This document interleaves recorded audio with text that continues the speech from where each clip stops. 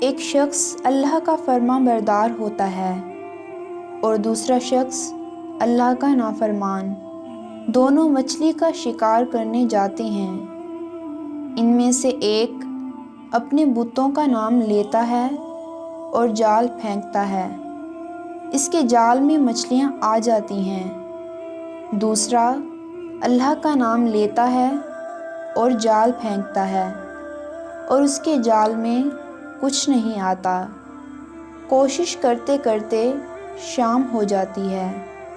وہ اللہ کا نافرمان غیر اللہ کو پکارنے والا اپنی مچھلیوں کا تھیلا بھر کر لاتا ہے اور یہ اللہ کا ماننے والا اپنا تھیلا خالی لے کر آتا ہے۔ اللہ کا فرشتہ غمگین ہوتا ہے اور عرض کرتا ہے کہ اے اللہ، وہ تیرا نام لینے والا خالی ہاتھ آ رہا ہے اور تیرے دشمنوں کا نام لینے والا مچھلیوں سے بھرا تھیلا لا رہا ہے۔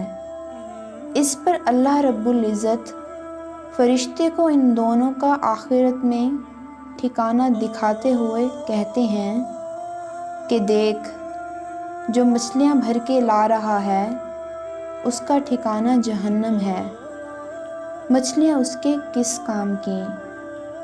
اور جو خالی ہاتھ آ رہا ہے اس کا ٹھکانہ یہ جنت ہے۔